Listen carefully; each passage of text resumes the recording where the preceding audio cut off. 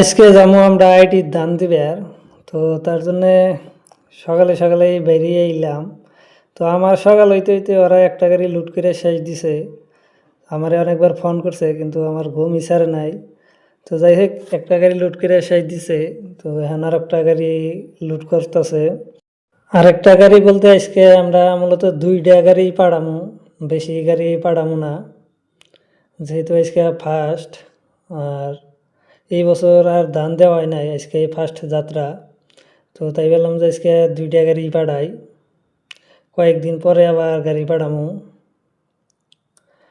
আর আইডির ধান দিতে অনেকটা ভিড় হয়, তাই ভাবলাম যে সকালে সকালেই যাই। তো কইলামই তো আমার সকাল হইতে হইতে করে গাড়ি একটা লোড হয়ে গেছে গা। যাই হোক কইতে হইতে গাড়ি লোড করে শেষ। আমরা এখন গাড়ি গেতেছি। আমরা এখন যে জায়গায় ধান দিমু হেনে যাবো একবারে ডাইরেক্ট। বাতাস খাইতে খাইতে গেতেছি, অনেকটা ভালো লাগতেছে আর কি। এবার আমার আশা থেকে তাই দিল আইসে।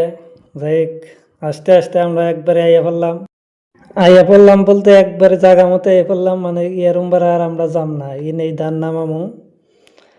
তো আমরা নামাবো মানে লেবারে নামাবো।